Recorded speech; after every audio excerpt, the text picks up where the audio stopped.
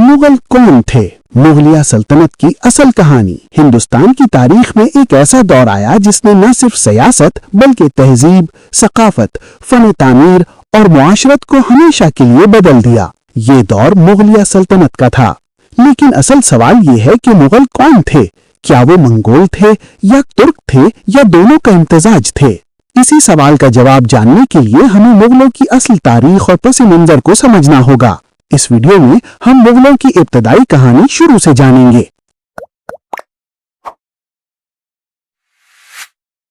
मुगल लफ्ज दरअसल मंगोल से निकला है। ये लफ्ज वस्त एशिया में उन जंगजू कबाइल के लिए इस्तेमाल होता था जो मंगोल नस्ल से ताल्लुक रखते थे। ताहम एक अहम बात यह है कि हिंदुस्तान आने वाले मुगल खालिस मंगोल नहीं थे बल्कि तुर्क और मंगोल नस्ल का इम्तिजाज थे। यही वजह है कि मुगल हुक्मरानों की शनाख्त मुनफरिद थी और उनमें मुख्तलिफ तहजीबी और नस्ली असरात मौजूद थे। हिंदुस्तान में मुगलिया सल्तनत के बानी ज़हीरुद्दीन बाबर थे। बाबर की वालिदा का ताल्लुक चंगेज खान की नस्ल से था, जबकि बाबर के वालिद तैमूर की नस्ल से ताल्लुक रखते थे। इस तरह मुगल हुक्मरानों में मंगोल और तुर्क दोनों नस्लों का खून शामिल था और यही वजह थी कि उन्हें मुगल कहा गया। इस नस्ली इम्तिजाज ने मुगलों को एक मुनफरिद शनाख्त दी और उनकी हुक्मरानी के अंदाज पर भी असर डाला। मुगल हुक्मरान सिर्फ जंगजू नहीं थे बल्कि बेहतरीन मुंतजिम, फनून लतीफ़ा के सरपरस्त, अजीम मेमार और ताकतवर हुक्मरान भी थे। मुगलों ने न सिर्फ मजबूत हुकूमत कायम की बल्कि फन तामीर में भी अजीम कारनामे अंजाम दिए। ताजमहल, लाल किला और शालीमार बाग जैसे तारीखी शाहकार इसी दौर की यादगार हैं, जो आज भी मुगलिया सल्तनत की शान और शौकत को जाहिर करते हैं। मुगलों की फौजी ताकत भी बहुत मजबूत थी। उनके पास घुड़सवार फौज, जदीद हथियार, मजबूत तोपखाना और बेहतरीन जंगी हिकमत अमली मौजूद थी। मुगलों ने पहली बार हिंदुस्तान में बड़े पैमाने पर तोपों का इस्तेमाल किया, जिसने उनकी फतूहात में अहम किरदार अदा किया और उन्हें दीगर हुक्मरानों पर बरतरी हासिल हुई। मुगल असल में वस्त एशिया से आए थे, खास तौर पर फरगाना, समरकंद और बुखारा के इलाकों से। ये इलाके आज के उज़्बेकिस्तान, अफगानिस्तान और ताजिकिस्तान में शामिल हैं। इन इलाकों की सियासी सूरत हाल और मुसलसल जंगों ने मुगलों को हिंदुस्तान की तरफ बढ़ने पर मजबूर किया, जहां उन्होंने अपनी सल्तनत कायम की। मुगलों की सबसे बड़ी ताकत उनका सब्र, जंगी महारत और सियासी जहानत थी। इन्हीं खुसूसियात की बदौलत वो हिंदुस्तान में तकरीबन 300 साल तक हुकूमत करने में कामयाब रहे। मुगलिया सल्तनत ने न सिर्फ सियासी निज़ाम को मजबूत बनाया बल्कि हिंदुस्तान की तहजीब, सकाफत और मुआशरत पर भी गहरे असरात छोड़े। ये थी मुगलों की इब्तिदाई कहानी। अगली वीडियो में हम जानेंगे कि चंगेज खान कौन था और मुगलों का उससे क्या ताल्लुक था। अगर आप मुगलिया सल्तनत की मुकम्मल कहानी जानना चाहते हैं तो चैनल को सब्सक्राइब करें और वीडियो को लाइक करें, क्योंकि अगली वीडियो में तारीख का एक और नया बाब शुरू होने वाला है। चंगेज खान कौन था? दुनिया का सबसे खतरनाक फातेह। तारीख में बहुत से फातेह गुजरे, लेकिन एक नाम ऐसा है जिसने दुनिया का नक्शा ही बदल दिया। एक ऐसा हुक्मरान जिसकी फौज जहां गई वहां सल्तनतें मिट गईं, शहर तबाह हो गए और नई ताकतें उभरी। ये शख्स था चंगेज खान। लेकिन सवाल यह है कि चंगेज खान कौन था और मुगलों का इससे क्या ताल्लुक था? इस सवाल का जवाब जानने के लिए हमें उसकी जिंदगी के आगाज से बात शुरू करना होगी। चंगेज खान का असल नाम तैमुजिन था। इसकी पैदाइश तकरीबन 1162 ईस्वी में वस्त एशिया में एक कबायली खानदान में हुई थी। इसका बचपन इंतहाई मुश्किलात में गुजरा, क्योंकि बचपन ही में इसके वालिद को कत्ल कर दिया गया था। इस वाक़े के बाद इसका खानदान शदीद गुर्बत और मुश्किलात का शिकार हो गया। तैमुजिन ने अपनी जिंदगी का बड़ा हिस्सा जद्दोजहद में गुजारा, लेकिन यही मुश्किलात बाद में इसे एक मजबूत और गैर मामूली लीडर बनाने का सबब बनी। जवानी में तैमुजिन ने मुख्तलिफ मंगोल कबाइल को मुत्तहिद करना शुरू किया। उस वक्त मंगोल कबाइल आपस में लड़ते रहते थे और कोई मजबूत मरकजी हुकूमत मौजूद नहीं थी। तैमुजिन ने अपनी जहानत और जंगी सलाहियत से कबाइल को मुत्तहिद किया। 1206 ईस्वी में मंगोल कबाइल ने उसे चंगेज खान का लक़ब दिया, जिसका मतलब था अजीम हुक्मरान या सबसे बड़ा सरदार। इसके बाद उसने अपनी फतूहात का सिलसिला शुरू किया और तेजी से अपनी सल्तनत को फैलाना शुरू कर दिया। चंगेज खान ने बहुत कम वक्त में चीन, वस्त एशिया, ईरान, अफगानिस्तान और रूस के वसी इलाकों को फतह कर लिया। उसकी सल्तनत तेजी से फैलती गई और आखिरकार दुनिया की सबसे बड़ी जमीनी सल्तनत बन गई। उसकी कामयाबी की एक बड़ी वजह उसकी फौजी ताकत और जंगी हिकमत अमली थी। उसकी फौज में घुड़सवार दस्ते शामिल थे जो बहुत तेजी से हमला करते थे। इसके अलावा उसकी फौज में सख्त नज़्म व ज़ब्त और जदीद जंगी हिकमत अमली भी मौजूद थी, जिसकी वजह से दुश्मन को संभलने का मौका नहीं मिलता था। चंगेज खान एक बेहतरीन सपे सालार और ज़हीन हुक्मरान था। वो जंगी हिकमत अमली बनाने में माहिर था और सख्त फैसले करने से नहीं हिचकिचाता था। इसी वजह से उसे नाकाबिल शिकस्त समझा जाता था और उसके दुश्मन उसके नाम से ही खौफजदा हो जाते थे। उसकी क़यादत में मंगोल फौज ने मुसलसल कामयाबियां हासिल की और एक अजीम सल्तनत कायम की। मुगलों का चंगेज खान से ताल्लुक भी बहुत अहम है। मुगलिया सल्तनत के बानी ज़हीरुद्दीन बाबर की वालिदा चंगेज खान की नस्ल से ताल्लुक रखती थी। इस तरह मुगल हुक्मरानों में मंगोल नस्ल का खून भी शामिल था। यही वजह थी कि मुगलों को मंगोल नस्ल से वाबस्ता किया जाता है और उनकी तारीख का ताल्लुक चंगेज खान से जोड़ा जाता है। चंगेज खान की वफात 1227 ईस्वी में हुई, लेकिन उसकी सल्तनत उसके बाद भी कायम रही। उसकी औलाद ने मजीद फतूहात की और उसकी सल्तनत को मजीद वसी किया। चंगेज खान ने दुनिया की सबसे बड़ी सल्तनत कायम की और उसकी नस्ल से बाद में मुगल हुक्मरान उभरे, जिन्होंने हिंदुस्तान में एक अजीम सल्तनत कायम की। अगली वीडियो में हम जानेंगे कि तैमूर कौन था और मुगलों का इससे क्या ताल्लुक था। अगर आप मुगलिया सल्तनत की मुकम्मल कहानी जानना चाहते हैं तो चैनल को सब्सक्राइब करें और वीडियो को लाइक करें, क्योंकि अगली वीडियो में तारीख का एक और नया बाब शुरू होने वाला है। तैमूर कौन था? मुगलों का तैमूर से क्या ताल्लुक था? तारीख में बहुत से फातेह गुजरे, लेकिन कुछ शख्सियात ऐसी होती हैं जो सदियों तक तारीख पर असरअंदाज रहती हैं। चंगेज खान के बाद अगर किसी फातेह ने दुनिया को हिलाकर रख दिया तो वो तैमूर था। तैमूर एक ऐसा हुक्मरान था जिसने न सिर्फ वस्त एशिया बल्कि हिंदुस्तान, ईरान और मशरिक़ वस्ता के बड़े हिस्सों पर अपनी ताकत का सिक्का जमाया। लेकिन सवाल यह है कि तैमूर कौन था और मुगलों का इससे क्या ताल्लुक था? यही वो अहम मरहला है जहां से मुगलिया सल्तनत की बुनियाद की कहानी मजीद वाज़ेह होना शुरू होती है। तैमूर की पैदाइश 1336 में वस्त एशिया के इलाके किश में हुई, जो आज के उज़्बेकिस्तान में वाक़ है। तैमूर एक तुर्क नस्ल खानदान से ताल्लुक रखता था और उसका कबीला बरलास कहलाता था। बचपन में तैमूर आम कबायली सरदारों की तरह जिंदगी गुजार रहा था, लेकिन उसके अंदर हुक्मरानी और फतूहात का जज्बा मौजूद था। जवानी में एक जंग के दौरान तैमूर जख्मी हुआ और उसकी टांग मुतासिर हो गई, जिसकी वजह से उसे तैमूर लंग भी कहा जाने लगा। लेकिन इस जिस्मानी कमजोरी के बावजूद उसने दुनिया की बड़ी सल्तनत कायम कर दी। तैमूर ने अपनी ताकत बढ़ाने के लिए मुख्तलिफ कबाइल को मुत्तहिद करना शुरू किया और जल्द ही वस्त एशिया में एक मजबूत हुक्मरान बन गया। इसके बाद उसने फतूहात का सिलसिला शुरू किया और ईरान, अफगानिस्तान, इराक, शाम और रूस के कई इलाकों पर कब्जा कर लिया। तैमूर की फौज इंतहाई मुनज़्ज़म और ताकतवर थी और उसकी जंगी हिकमत अमली बहुत मौसर थी। वो दुश्मन को अचानक हमले से शिकस्त देता था और अपनी फौज को सख्त नज़्म व ज़ब्त में रखता था। यही वजह थी कि तैमूर बहुत कम वक्त में एक बड़ी सल्तनत कायम करने में कामयाब हो गया।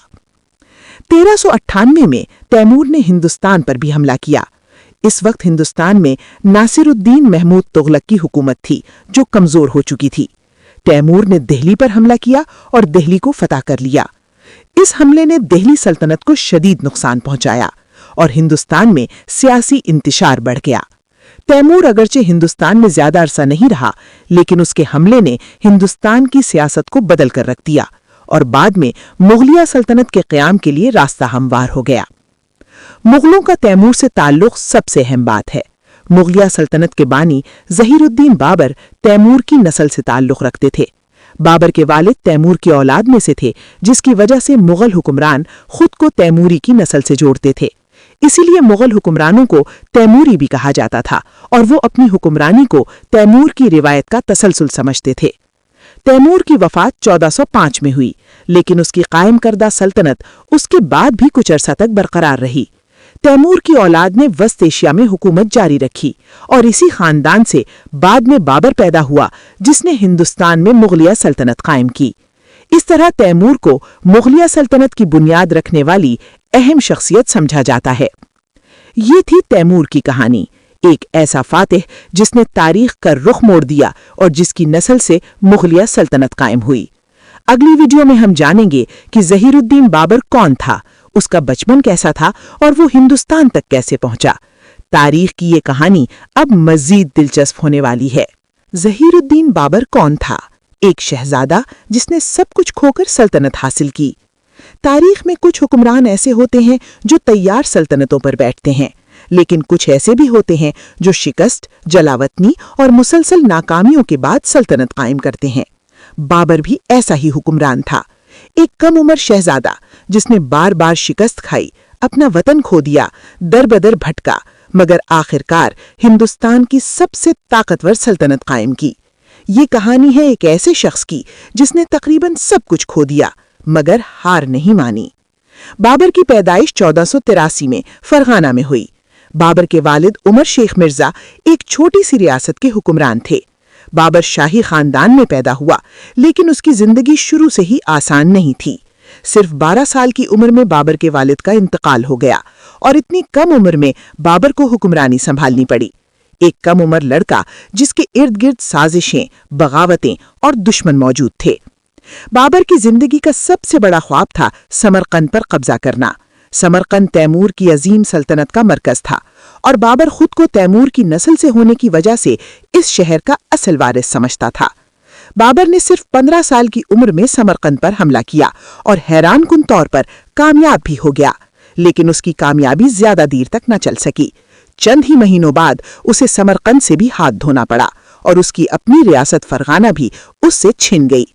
اب بابر کے پاس نہ سلطنت تھی، نہ فوج تھی، نہ دولت۔ وہ ایک بے گھر شہزادہ بن چکا تھا۔ کبھی پہاڑوں میں چھپتا، کبھی چند ساتھیوں کے ساتھ بھٹکتا، کبھی بھوک اور سردی کا سامنا کرتا۔ بابر نے اپنی یادداشتوں میں لکھا ہے کہ ایسے دن بھی آئے جب اس کے پاس کھانے کے لیے کچھ نہیں تھا اور وہ برفانی پہاڑوں میں زندگی بچانے کی کوشش کر رہا تھا۔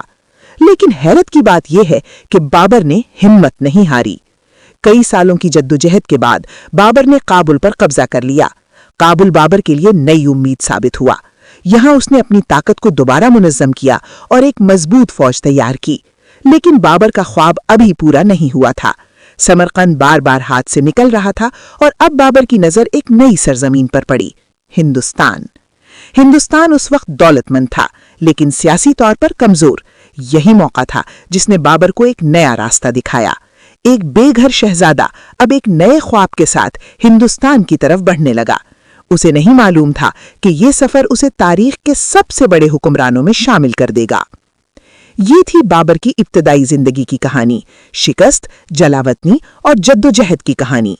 اگلی ویڈیو میں ہم دیکھیں گے کہ بابر نے ہندوستان کی طرف قدم کیوں بڑھایا اور وہ کون سا لمحہ تھا جب تاریخ نے کرلٹ لی اور ایک نئی سلطنت کا آغاز ہونے والا تھا۔ تاریخ میں کبھی کبھی ایک لمحہ ایسا آتا ہے جو سب کچھ بدل دیتا ہے۔ ایک فیصلہ، ایک بازی۔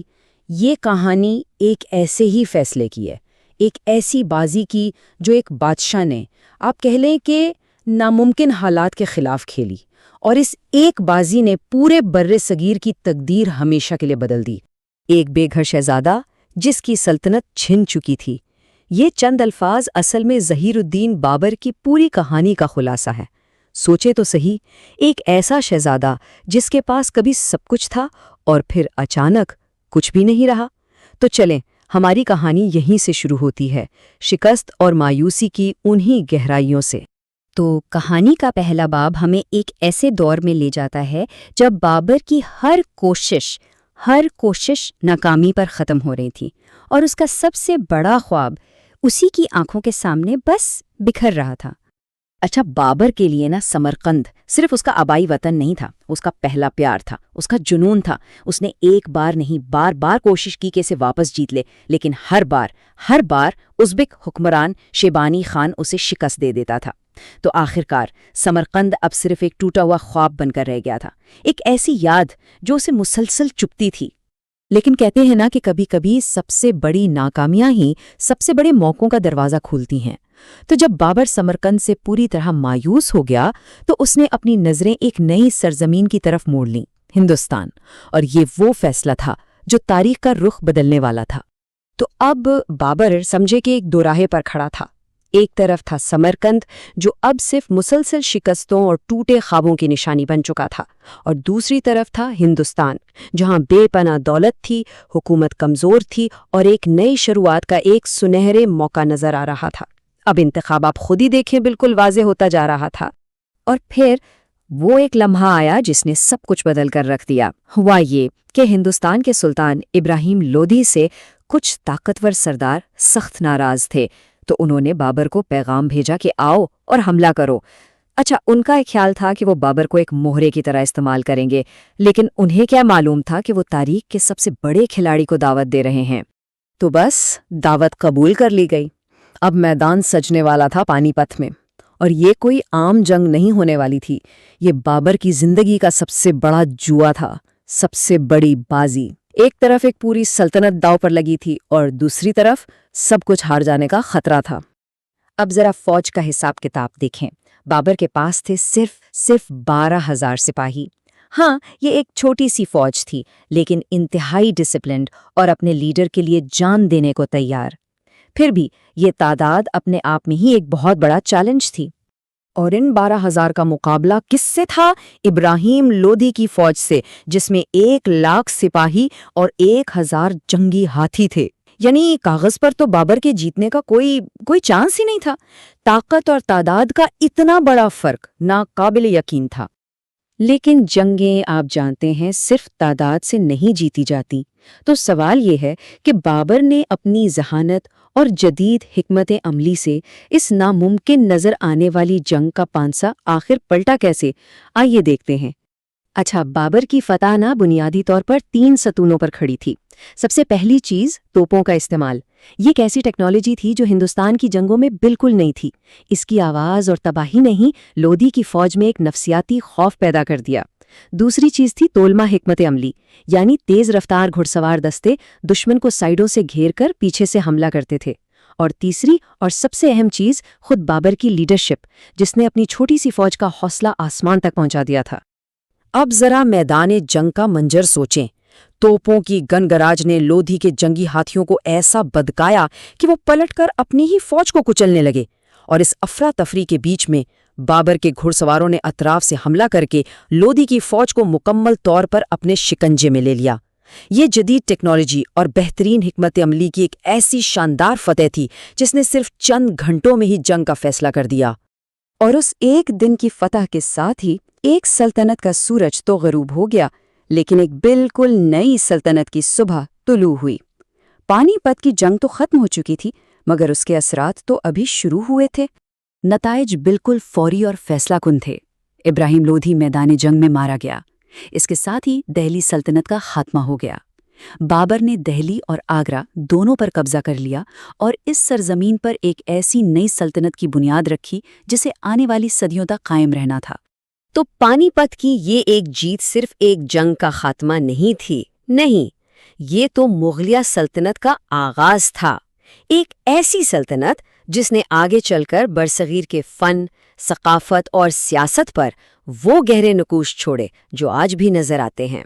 اور یہ سب ہمیں اسی ایک سوال پر واپس لے آتا ہے، آخر کیسے ایک بے گھر شہزادے کی ایک جیت نے، ایک بازی نے پورے برے صغیر کی تقدیر کو ایک نیا موڑ دے دیا۔